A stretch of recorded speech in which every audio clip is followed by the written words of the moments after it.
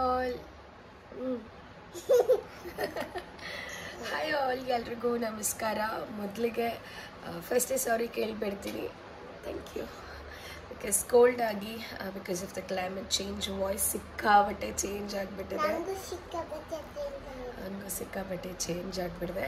So ಹಾಗಾಗಿ vlogs ಕೂಡ ಮಾಡೋಕ್ಕಾಗಲಿಲ್ಲ. ಬಿಕಾಸ್ ಮಾಡಿದಂಥ ವ್ಲಾಗ್ಸ್ ವಾಯ್ಸ್ ಓವರ್ ಕೂಡ ಮಾಡೋಕ್ಕಾಗ್ತಾಯಿರಲ್ಲ. ಈಗಲೂ ಕೂಡ ಅದೇ ರೀತಿ ಇದೆ ನನ್ನ voice. I am very sorry.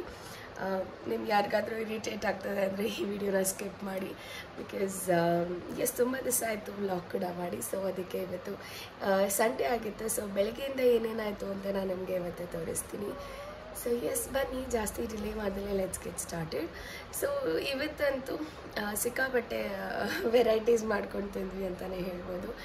ಬೆಳಗ್ಗೆ ಎದ್ದ ತಕ್ಷಣ ಕ್ವಿಕ್ಕಾಗಿ ಏನಾದರೂ ತಿನ್ನಬೇಕು ಅಂತ ಅನ್ನಿಸ್ತು. ಸೊ ಅದಕ್ಕೆ ಮ್ಯಾಗಿ, ಅದಾದಮೇಲೆ ಅಮ್ಮ ತುಂಬಾ ಸ್ಪೆಷಲ್ ಆ್ಯಂಡ್ ಸಿಕ್ಕಾಪಟ್ಟೆ ಟೇಸ್ಟಿಯಾಗಿದ್ದಂಥ ಬಿಸಿಬೇಳೆ ಬಾತ್ ಮಾಡಿದರು. ಸೊ ಅದು ಎಲ್ಲ ತಿಂದ್ವಿ and it was really A nice Sunday ಇವತ್ತು. ಆ್ಯಂಡ್ ಬನ್ನಿ, ಜಾಸ್ತಿ ಡಿಲೇ ಮಾಡಿದ್ರೆ let's get started. Let's start. Okay. ಪ್ರತಿ ದಿವಸ ಬೇಗ ಎದ್ದು ರೂಢಿ ಆಗಿದ್ದರಿಂದ ಭಾನುವಾರ ಅನ್ನೋದು ಮರೆತು ಇವತ್ತು ಕೂಡ ಬೇಗ ಎದ್ದಿದ್ದೆ. ಅದಾದಮೇಲೆ ನಾನೇ ಫೋರ್ಸ್ಫುಲಿ ಒಂದು ಸ್ವಲ್ಪ ಹೊತ್ತು ರೆಸ್ಟ್ ಮಾಡೋಣ, ಹುಷಾರು ಕೂಡ ಇಲ್ಲ ಅಂತ ಒಂದು ಸ್ವಲ್ಪ ಹೊತ್ತು ಲೇಟಾಗೇ ಇದ್ದೆ. ಆ್ಯಂಡ್ ಎದ್ದಾದಮೇಲೆ ಒಂದು ಸ್ವಲ್ಪ ಮೀ ಟೈಮ್ ಕೊಡಬೇಕು ಅಂತ ಅನ್ನಿಸ್ತು. ಬಟ್ ಅದ್ರ ಮಧ್ಯ ನಾನು ಒಂದಷ್ಟು ಕೆಲಸನ ಹಾಗೆ ಬಿಟ್ಬಿಟ್ಟಿದ್ದೆ. ಆ್ಯಂಡ್ ಭೈರವ್ ಎದ್ದೇಳೋಕ್ಕಿಂತ ಮುಂಚೆ ನಾನು ಈ ಆಫೀಸ್ ಕೆಲಸ ಮಾಡಿಕೊಂಡ್ರೆ ಮಾತ್ರ ಬಚಾವಾಗ್ತೀನಿ. ಇಲ್ಲ ಅಂತಂದರೆ ಅವ್ನು ನಾನು ಮಾಡ್ತೀನಿ ಅಂತ ಕೂತ್ಕೊಂಡು ಬಿಡ್ತಾನೆ. ಒಂದಷ್ಟು ಡಾಕ್ಯುಮೆಂಟೇಷನ್ ಮಾಡೋದಿತ್ತು, ಅದರದ್ದು ಫೈಲ್ಸ್ ಎಲ್ಲ ಹಾಗೆ ಇಟ್ಬಿಟ್ಟಿದ್ದೆ. ಬೆಳಗ್ಗೆ ಎದ್ದು ನೋಡಿದಾಗ ಓಕೆ ಫೈನ್, ಇದನ್ನೆಲ್ಲ ತೆಗೆದಿಟ್ಟೇ ಇಲ್ಲ ಅಂದ್ಬಿಟ್ಟು ಎದ್ದ ತಕ್ಷಣ ಫಸ್ಟ್ ಇದನ್ನೆಲ್ಲ ಅರೇಂಜ್ ಮಾಡ್ತಾಯಿದ್ದೆ. ಬಿಕಾಸ್ ಭೈರವ್ ಬಂದು ಒಂದೊಂದು ಡಾಕ್ಯುಮೆಂಟ್ಸು ಆ ಕಡೆ ಈ ಕಡೆ ಮಿಸ್ಪ್ಲೇಸ್ ಆಗಿಬಿಟ್ರೆ ತುಂಬಾ ಪ್ರಾಬ್ಲಮ್ ಆಗುತ್ತೆ ಅಂತ ಹೇಳಿ. ಸೊ ಹಾಗಾಗಿ ಒಂದು ಸ್ವಲ್ಪ ಬೆಳಗ್ಗೆ ಎದ್ದ ತಕ್ಷಣ ಈ ಒಂದು ಕೆಲಸ ಮಾಡ್ಕೊಳ್ಳೋದು ಒಂದು ಸ್ವಲ್ಪ ಹರಿಬರಿ ಅನ್ನಿಸ್ತು. ಬಟ್ ಸಂಡೇ ಆಗಿದ್ದರಿಂದ ಆರಾಮಾಗಿ ಪೀಸ್ಫುಲ್ಲಾಗಿ, ತಿಂಡಿ ಕೂಡ ಲೇಟಾಗೇ ಆಗುತ್ತೆ. ಹಾಗಾಗಿ ಈ ಒಂದು ಇಂಪಾರ್ಟೆಂಟ್ ಕೆಲಸನ ಬೇಗ ಮುಗಿಸೋಣ ಅಂತ ಹೇಳಿ ಮಾಡ್ತಾಯಿದ್ದೀನಿ. ಬಟ್ ಆದರೆ ಒಂಥರ ಕಂಜೆಷನ್ ಕೂಡ ಇದೆ ನೋಸಲ್ಲಿ, ತಲೆನೋವು, ಭಾರ, ಕಣ್ಣೆಲ್ಲ ಒಂಥರ ಉದ್ದಂಗಿದೆ. ಬಟ್ ಸ್ಟಿಲ್ ಆಗುವಂಥ ಕೆಲಸ ಮಾಡಲೇಬೇಕಲ್ವ. ಸೊ ಒಂದು ಸ್ವಲ್ಪ ಕೆಲಸ ಎಲ್ಲ ಮುಗೀತು. ಒಂದು 15 to 20 ಮಿನಿಟ್ಸಲ್ಲಿ ಆಲ್ಮೋಸ್ಟ್ ಮುಗೀತು. ಅದಾದಮೇಲೆ ತುಂಬ ದಿವಸ ಆಗೋಗ್ಬಿಟ್ಟಿತ್ತು ನನ್ನ ಫಿಸಿಕಲ್ ಆ್ಯಕ್ಟಿವಿಟೀಸ್ಗೆ ಟೈಮ್ ಕೊಟ್ಟು ನಾನು. ಬಿಕಾಸ್ ಬೆಳಗ್ಗೆ ಎದ್ದ ತಕ್ಷಣ ಅಡುಗೆ ಮಾಡಿ ಸ್ಯಾರಿ ಹಾಕ್ಕೊಂಡು ಹೋಗೋದೇ ನನಗೆ ಒಂದು ದೊಡ್ಡ ಟಾಸ್ಕ್ ಆಗೋಗ್ಬಿಟ್ಟಿದೆ. ಆ್ಯಂಡ್ ನಮ್ಮ ಪ್ರೊಫೆಷ್ನಲಿ ಸ್ಯಾರೀಸ್ ಮಸ್ಟ್ ಆಗಿರೋದ್ರಿಂದ there is no other choice ಅಂತ ಅನಿಸುತ್ತೆ. ಸೊ ಹಾಗಾಗಿ ಇವತ್ತು ನಾನು ಓಕೆ ಒಂದು ಸ್ವಲ್ಪ ಮಿನಿಮಲ್ಲಾಗಿ ಏನು ಎಕ್ಸಸೈಸ್ ಮಾಡೋಕ್ಕೆ ಸಾಧ್ಯನೋ ಅದನ್ನು ಮಾಡ್ತಾಯಿದ್ದೀನಿ. ಜಸ್ಟ್ ಸಿಂಪಲ್ಲಾಗಿ ಒಂದಷ್ಟು ಸ್ಟ್ರೆಚಸ್, ಬಟರ್ಫ್ಲೈ, ಆ್ಯಂಡ್ ನನ್ನ ಫೇವ್ರೆಟ್ ಪಾರ್ಟ್ ಬಂದರೆ ಪ್ರಾಣಾಯಾಮ ಮಾಡುವಂಥದ್ದು ಅಥವಾ ಧ್ಯಾನ ಮಾಡುವಂಥದ್ದು. ನನಗೆ ಸಿಕ್ಕಾಬಿಟ್ಟೆ ರಿಲ್ಯಾಕ್ಸ್ ಕೊಡುತ್ತೆ ಥ್ರೂ ಔಟ್ ದ ಡೇ. ಅದನ್ನು ಮುಗಿಸಿ ಭೈರವ್ ಅಷ್ಟೊತ್ತಿಗೆ ಎದ್ದ. ಸೊ ಹಾಗಾಗಿ ಅವ್ನು ಕ್ವಿಕ್ಕಾಗಿ ಏನಾದರೂ ಮಾಡಿಕೊಡು ಅಂತ ಕೇಳ್ದ. ಆ್ಯಂಡ್ ನನಗೂ ಕೂಡ ಏನು ಮಾಡಬೇಕಂತ ಹೊಳಿಲಿಲ್ಲ. ಸೊ ಹಾಗಾಗಿ ಮ್ಯಾಗಿ ಟ್ರೈ ಮಾಡೋಣ, ತುಂಬ ದಿವಸ ಆಗಿತ್ತು. ಇನ್ಫ್ಯಾಕ್ಟ್ ಲಾಸ್ಟ್ ಸಂಡೇ ಕೂಡ ಮ್ಯಾಗಿ ಮಾಡಿದ್ದೆ. ಹಾಗಾಗಿ ಭೈರವ್ ಈ ಸಂಡೇ ಕೂಡ ಮ್ಯಾಗಿ ಮಾಡಿಕೊಡ್ತೀಯಾ ಅಂತ ಹೇಳಿ ಕೇಳ್ದೆ. ಸೊ ಹಾಗಾಗಿ ಹೇಗೂ ಮ್ಯಾಗಿ ತಿಂತಾನಲ್ಲ, ಅದ್ರ ಜೊತೆಗೆ ಒಂದು ಸ್ವಲ್ಪ ವೆಜ್ಜೀಸ್ ಕೂಡ ಹಾಕಿ ಮಾಡಿದ್ರೆ ತುಂಬ ರುಚಿಯಾಗಿ ಬರುತ್ತೆ ಅಂತ ಹೇಳಿ ಬಟಾಣಿ ಕೂಡ ನೆನೆಸಿಟ್ಟಿದ್ದೆ ಹಿಂದಿನ ರಾತ್ರಿ. ಹಾಗಾಗಿ ಬಟಾಣಿ ಕೂಡ ಆಯಿತು. ಬಹಳನೇ ರುಚಿಯಾಗುತ್ತೆ ಬಟಾಣಿ. ಇನ್ನು ಎಲ್ಲ ವೆಜ್ಜೀಸ್ ಹಾಕಿದ್ದರಿಂದ ಭೈರವ್ಗೂ ಕೂಡ ಇದನ್ನು ಇಷ್ಟಪಟ್ಟು ತಿಂತಾರೆ. ನನಗೂ ಕೂಡ ಖುಷಿಯಾಗುತ್ತೆ. ಎಲ್ಲ ತರಕಾರಿ ಹೇಗೋ ಭೈರವ್ಗೆ ಸೇರ್ತಾ ಇದೆಯಲ್ಲ ಅನ್ನೋದೇ ಪ್ರತಿಯೊಂದು ಖುಷಿ. ಆ್ಯಂಡ್ ಇದಕ್ಕೆ ನಾನು ಜಾಸ್ತಿ ಏನು ವೆಜಿಟೇಬಲ್ಸ್ನ ಹಾಕಿಲ್ಲ. ಜಸ್ಟ್ ಕ್ಯಾರೆಟ್, ಕ್ಯಾಪ್ಸಿಕಮ್ ಹಾಗೂ ಬಟಾಣಿನ ಬಳಸ್ಕೊಂಡಿದ್ದೀನಿ. ಇನ್ನು ತರಕಾರಿಗೆ ಮ್ಯಾಗಿನಲ್ಲಿ ಸಿಗುವಂಥ ಮಸಾಲೆ ಸಾಕಾಗಲ್ಲ, ತುಂಬ ಒಂಥರ ಟೇಸ್ಟ್ ಕಮ್ಮಿ ಅಂತ ಅನಿಸುತ್ತೆ. ಸೊ ಅದಕ್ಕೆ ಮನೆಯಲ್ಲೇ ಇರುವಂಥ ಸಾಂಬಾರು ಪುಡಿ ಒಂದು 1/4 ಚಮಚದಷ್ಟು ಹಾಕ್ಕೊಳ್ತೀನಿ. ಅದಷ್ಟು ಹಾಕ್ಕೊಂಡ್ರೆ ಸಾಕು. ಆ್ಯಂಡ್ ಅದಕ್ಕೆ ಒಂದು ಸ್ವಲ್ಪ ಬಿಸಿನೀರು ಕಾಯಿಸಿಟ್ಕೊಂಡಿದ್ದನ್ನು ಹಾಕ್ಕೊಂಡು ಮ್ಯಾಗಿನ ಹಾಕ್ಕೊಂಡು ಚೆನ್ನಾಗಿ ಇದನ್ನು ಕುದ್ದು ನೀರೆಲ್ಲ ಗಟ್ಟಿಯಾಗಿಬಿಟ್ರೆ ರುಚಿಯಾಗಿರುವಂಥ ಮ್ಯಾಗಿ ರೆಡಿ ಆಗಿಬಿಡುತ್ತೆ. ವೆಜ್ಜೀಸ್ ಎಲ್ಲ ಹಾಕಿ ಮಾಡಿರೋದ್ರಿಂದ ಮಕ್ಳಿಗೂ ಇದು ಸೇರುತ್ತೆ. ನನಗೂ ಕೂಡ ಬಿಸಿ ಬಿಸಿನಲ್ಲಿ ಮ್ಯಾಗಿ ಜೊತೆಗೆ ಕಾಫಿ ತಿನ್ನೋದು ಕೂಡ ಇಷ್ಟ ಆಗುತ್ತೆ.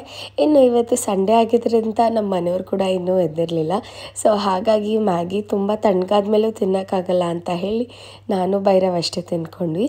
ನಮ್ಮ ಮನೆಯವ್ರು ಎದ್ದಾದಮೇಲೆ ಬಿಸಿಬೇಳೆ ಬಾತ್ ಮಾಡೋಣ ಅಂತ ಹೇಳಿ ಅದನ್ನು ಹಾಗೆ ಬಿಟ್ಟು ಮನೆ ಕ್ಲೀನಿಂಗ್ ಸ್ಟಾರ್ಟ್ ಮಾಡಿದೆ. And throughout the week ನನಗೆ ತುಂಬ ಡೀಪ್ ಕ್ಲೀನಿಂಗ್ ಮಾಡೋದಕ್ಕೆ ಟೈಮ್ ಸಿಗೋದಿಲ್ಲ. ಹಾಗಾಗಿ ನಾನು ಸರಿ ಸಂಡೇನಲ್ಲಿ ನನಗೆ ಟೈಮ್ ಸಿಕ್ಕಿದಾಗ ನಾನು ಚಿಕ್ಕ ಚಿಕ್ಕ ಪುಟ್ಟಂಥದ್ದನ್ನು ಕ್ಲೀನ್ ಮಾಡ್ಕೊತೀನಿ. ನನಗೆ ಕೆಲವೊಂದು ಸತಿ ಮನೆಯಲ್ಲಿ ಎಲ್ಲೇ ಧೂಳ್ಕೊಂಡ್ರು ಏನೋ ಒಂಥರ ಹಿಂಸೆ ಅನ್ನಿಸ್ತಾ ಇರುತ್ತೆ. ಎಷ್ಟೋ ಸತಿ ನಾನು ಮಧ್ಯರಾತ್ರಿ ತನಕ ಕೆಲಸ ಮಾಡಿ ಮಲಗಿದ್ದು ಕೂಡ ಇದೆ. ಸೊ ಆ ರೀತಿ ಅನಿಸುತ್ತೆ. ಆ್ಯಂಡ್ ಎಸ್, ಟೇಸ್ಟಿಯಾಗಿದ್ದಂಥ ಮ್ಯಾಗಿ ಕೂಡ ರೆಡಿಯಾಗಿತ್ತು ಬೈ ದ ಟೈಮ್ ನಾನು ಬಾಲ್ಕನಿ ಕ್ಲೀನ್ ಮಾಡೋಷ್ಟೊತ್ತಿಗೆ. ಏನೋ ಒಂದು ಐಟಮ್ ಮಾಡಿಬಿಡ್ಬೋದು, ಎಷ್ಟು ಬೇಗ ಬೇಗ ಮಾಡಿದ್ರು ಭೈರವ್ಗೆ ತಿನ್ನಿಸೋದು ಸಿಕ್ಕಾಬಟ್ಟೆ ಕಷ್ಟ ಆಗುತ್ತೆ. ಆ್ಯಂಡ್ ಭೈರವ್ ಅಂತೂ ತಿನ್ನೋದಕ್ಕೆ ತುಂಬಾ ಹಠ ಮಾಡ್ತಾನೆ. ಆ್ಯಂಡ್ ಅದರಲ್ಲಿ ತುಂಬ ಡೈವರ್ಷನ್ಸ್ ಬೇಕು, ಅವನಿಗೆ ಫೋನ್ ಬೇಕು, ಅದು ಎಲ್ಲ ಇದ್ರೂ ಅವನೊಂದು 2 ತುತ್ತಿಂದು ಮತ್ತೆ ಆಡೋಕ್ಕೆ ಶುರು ಮಾಡಿಬಿಡ್ತಾನೆ. ಸೊ ಭೈರವ್, ನಾನು ಮ್ಯಾಗಿ ಎಲ್ಲ ತಿಂದಾಯಿತು. ಆ್ಯಂಡ್ ನಮ್ಮ ಮನೆಯವ್ರು ಕೂಡ ಎಲ್ಲರೂ ಎದ್ದಿದ್ದಾಯಿತು. ಹಾಗಾಗಿ ಇವತ್ತು ಟೇಸ್ಟಿಯಾಗಿರೋಂಥ ಬಿಸಿಬೇಳೆ ಬಾತ್ ನಾನು ಅಮ್ಮಗೆ ಮಾಡೋಕ್ಕೆ ಹೇಳಿದೆ. ಯಾಕೋ ಒಂಥರ ಸುಸ್ತು ಅನ್ನಿಸ್ತಾ ಇತ್ತು. ಸೊ ಸ್ವಲ್ಪ ರೆಸ್ಟ್ ಮಾಡೋಣ ಅಂತ ಹೇಳಿ ಮಲಗಿಬಿಟ್ಟೆ. ಅಮ್ಮನೇ ಇಲ್ಲಿ ಬೇಯಕ್ಕೆಲ್ಲ ಇಟ್ಟೆ, ಬಟ್ ಅದಾದಮೇಲೆ ಒಗ್ಗರಣೆಗೆ ಹಾಕುವಷ್ಟು ಶಕ್ತಿ ನನ್ನ ಕೈಲಿರಲಿಲ್ಲ. ಫುಲ್ ಸುಸ್ತಾದಂಗೆ ಅನ್ನಿಸ್ತಾಯಿತ್ತು. ಸೊ ಅದಕ್ಕೆ ಇವತ್ತು ಅಮ್ಮನೇ ತುಂಬಾ ರುಚಿಯಾಗಿ ಮಾಡ್ತಾರೆ. ನನಗಿಂತ ಅಮ್ಮನೇ ತುಂಬ ರುಚಿಯಾಗಿ ಅಡುಗೆ ಮಾಡ್ತಾರೆ ಅಂತಲೇ ಹೇಳ್ಬೋದು. ನಾನು ಯಾವುದೇ ಒಂದು ಅಡುಗೆ ರೆಸಿಪೀಸ್ ಮಾಡಿದ್ರು ಅದು ಎಲ್ಲದಕ್ಕೂ ಇನ್ಸ್ಪಿರೇಷನ್ ಅಮ್ಮ ಮಾಡಿದ್ದನ್ನು ನೋಡಿನೇ. ಅದು ಬಿಟ್ಟರೆ ಬೇರೆ ಎಲ್ಲೂ ಕಲ್ತಿದ್ದಿಲ್ಲ. ಆ್ಯಂಡ್ ಕೆಲವೊಂದು ಹೊಸ ರೆಸಿಪೀಸ್ನ ನಾನು ಎಲ್ಲರಂತೆ ಯೂಟ್ಯೂಬ್ನ ನೋಡಿ ಕಲ್ತ್ಕೊಳ್ತೀನಿ. ಆ್ಯಂಡ್ ಒಂದಷ್ಟು ಅಡುಗೆ ಕಾರ್ಯಕ್ರಮಗಳದ್ದು ಒಂದಷ್ಟು ಎಕ್ಸ್ಪೆರಿಮೆಂಟ್ ಮಾಡ್ತೀನಿ. ಬಟ್ ಅದು ಬಿಟ್ಟರೆ ನಮ್ಮ ಎಲ್ಲರಿಗೂ ಫೇವ್ರೆಟ್ ಕುಕ್ ಅಂತಂದರೆ ನಮ್ಮ ತಾಯಿನೇ ಅಂತ ಅನಿಸುತ್ತೆ. ಸೊ ನಮ್ಮ ಮಮ್ಮಿ ಕೂಡ ತುಂಬ ರುಚಿಯಾಗಿ ಮಾಡ್ತಾರೆ ಇದನ್ನು. ಆ್ಯಂಡ್ ಈ ಒಂದು ಬಿಸಿಬೇಳೆ ಬಾತ್ ತುಂಬಾ ರುಚಿಯಾಗಿ ಬರುತ್ತೆ ಮತ್ತು ತುಂಬ ಪ್ರೋಟೀನ್ ಇರುತ್ತೆ ಕೂಡ ಅಂತಲೇ ಹೇಳ್ಬೋದು. ಇನ್ನು ಒಗ್ಗರಣೆಗಿಲ್ಲಿ ಎಣ್ಣೆ, ಸಾಸಿವೆ, ಇಂಗು ಕೂಡ ಹಾಕ್ಕೊಂಡಿದ್ದಾರೆ. ಈರುಳ್ಳಿ ಉದ್ದುದ್ದಕ್ಕೆ ಹೆಚ್ಚಿಟ್ಕೊಂಡಿರುವಂಥ ಈರುಳ್ಳಿ, ಅದ್ರ ಜೊತೆಗೆ ಟೊಮೆಟೊ ಹಾಕಿ ಚೆನ್ನಾಗಿ ಎಣ್ಣೆಯಲ್ಲಿ ಬಾಡಿಸ್ಬೇಕಾಗತ್ತೆ. ಇನ್ನು ಟೊಮೆಟೊ ಎಲ್ಲ ನೀಟಾಗಿ ಸಾಫ್ಟ್ ಆದಮೇಲೆ ಕ್ಯಾಪ್ಸಿಕಮ್ನ ಇಲ್ಲಿ ಬಳಸ್ಕೊತಾ ಇದ್ದಾರೆ. ಕ್ಯಾಪ್ಸಿಕಮ್ ಕೂಡ ತುಂಬಾ ಚೆನ್ನಾಗಿ ರುಚಿ ಕೊಡುತ್ತೆ ಈ ಒಂದು ಇದಕ್ಕೆ. ಆ್ಯಂಡ್ ಬೇರೆ ಯಾವ ತರಕಾರಿ ಹಾಕಿದ್ರೂ ತುಂಬಾ ರುಚಿಯಾಗಿ ಇರುತ್ತೆ. ಆ್ಯಂಡ್ ಇವತ್ತು ಸಂಡೇ ಆಗಿದ್ದರಿಂದ ಯೂಶ್ವಲಿ ನಾವು ಸಂಡೇ ಹೊರಗಡೆ ಹೋಗಿ ಬೇಕಾದಂಥ ತರಕಾರಿ ತೊಗೊಂಡು ಬರ್ತೀವಿ ವಾರಕ್ಕಾಗುವಷ್ಟು. ಬಟ್ ಇವತ್ತು ಸಂಡೇ ಆಗಿದ್ದರಿಂದ ಜಾಸ್ತಿ ವೆಜಿಟೇಬಲ್ಸ್ ಕೂಡ ಇರಲಿಲ್ಲ. ಹಾಗಾಗಿ ಕ್ಯಾಪ್ಸಿಕಮ್ ಇತ್ತು, ಅದನ್ನು ಹಾಕಿ. ಆ್ಯಂಡ್ ಹಿಂದಿನ ದಿವಸ ರಾತ್ರಿ ಕಡಲೆ ಬೀಜ ಹಾಗೂ ಬಟಾಣಿನ ಕೂಡ ನೆನೆಸಿದ್ರು. ಸೊ ಅದರದ್ದೇ ಟೇಸ್ಟ್ ತುಂಬಾ ರುಚಿಯಾಗಿ ಬರುತ್ತೆ. ಆ್ಯಂಡ್ ಬಿಸಿನೀರನ್ನ ಕಾಯಿಸ್ಬಿಟ್ಟು ಈ ಒಂದು ಒಗ್ಗರಣೆಗೆ ಹಾಕಿದ್ದಾರೆ. ಇನ್ನು ನಮ್ಮನೆ ಬಿಸಿಬೇಳೆ ಬಾತ್ ಸ್ಪೆಷಾಲಿಟಿ ಹೇಳಬೇಕು ಅಂದರೆ ಹೊರಗಡೆಯಿಂದ ಯಾವುದೇ ರೀತಿ ಪುಡಿನ ತೊಗೊಂಡು ಬರೋದಿಲ್ಲ. ಮನೆಯಲ್ಲೇ ರೆಗ್ಯುಲರಾಗಿ ಸಾಂಬಾರು ಪುಡಿ ಮಾಡೋದನ್ನ, ಸಾಂಬಾರು ಪುಡಿ ಏನಿರುತ್ತೆ ಅದನ್ನೇ ಬಳಸ್ಕೊಂಡಿದ್ವಿ. ಬಹಳನೇ ರುಚಿಯಾಗಿ ಬರುತ್ತೆ. ಇನ್ನು ಇದಕ್ಕೆ ಒಂದು ಸ್ವಲ್ಪ ಹೆಚ್ಚಿಗೆ ಒಂಚೂರು ಹುಣಸೆಹಣ್ಣ ಹಾಕಿದ್ರೆ, ಹುಣಸೆಹಣ್ಣ ಕಿವುಚ್ಕೊಂಡು ನೀರನ್ನು ಏನು ಹಾಕ್ಕೊಂಡಿರ್ತೀವಿ ಅದು ತುಂಬ ಚೆನ್ನಾಗಿ ರುಚಿ ಕೊಡುತ್ತೆ ಅಂತಲೇ ಹೇಳ್ಬೋದು. ಇನ್ನು ನೋಡ್ಬೋದು ಬೇಯಿಸಿಟ್ಕೊಂಡಿದ್ದಂಥ ಬೇಳೆಗಳೇನಿತ್ತು, ತೊಗರಿಬೇಳೆ ಹಾಗೆ ಹೆಸರು ಬೇಳೆ ಎರಡೂ ಹಾಕಿದ್ದಾರೆ. ಬರೀ ಒಂದೇ ಬೇಳೆ ಸಾಕಾಗಲ್ಲ, ಮತ್ತು ಪ್ರೋಟೀನ್ ಕೂಡ ಎರಡು, ಒಂದು ಹೀಟು ಒಂದು ತಂಪಿರೋದ್ರಿಂದ 2 ಬೇಳೆನ ಹಾಕಿ ಇಲ್ಲಿ ಮಸ್ತ್ಕೊಂಡಿದ್ದೀವಿ. ಕ್ಯಾರೆಟ್ ಕೂಡ ಅದಕ್ಕೆ ಹಾಕಿ ಮಸ್ತಿರೋದ್ರಿಂದ ತುಂಬ ಚೆನ್ನಾಗಿ ರುಚಿ ಬರುತ್ತೆ. ಆ್ಯಂಡ್ ಕಡಲೆ ಬೀಜ ಕೂಡ ಹಾಕಿರೋದ್ರಿಂದ ಒಂದು ರೀತಿ ಮಧ್ಯ ಮಧ್ಯ ಈ ಕಡಲೆ ಬೀಜ ಹಾಗೂ ಬಟಾಣಿ ಸಿಗೋದು ಸಿಕ್ಕಾಬಟ್ಟೆ ಟೇಸ್ಟಿ ಅಂತ ಅನಿಸುತ್ತೆ. ಆ್ಯಂಡ್ ಬೇಳೆನೆಲ್ಲ ಮಸ್ತದನ್ನು ಹಾಕಿದ್ರಿಂದ ತುಂಬ ಗಟ್ಟಿ ಕನ್ಸಿಸ್ಟೆನ್ಸಿ ಬರುತ್ತೆ, ತುಂಬ ಚೆನ್ನಾಗಿ ಕೂಡ ಇರುತ್ತೆ, ಬಹಳನೇ ರುಚಿಯಾಗಿ ಇರುತ್ತೆ. ಆ್ಯಂಡ್ ಇಲ್ಲಿ ಆಲ್ಮೋಸ್ಟ್ 1 ಕಪ್ಪಷ್ಟು ಬೆಲ್ಲನ ಬಳಸ್ತಾ ಇದ್ದಾರೆ.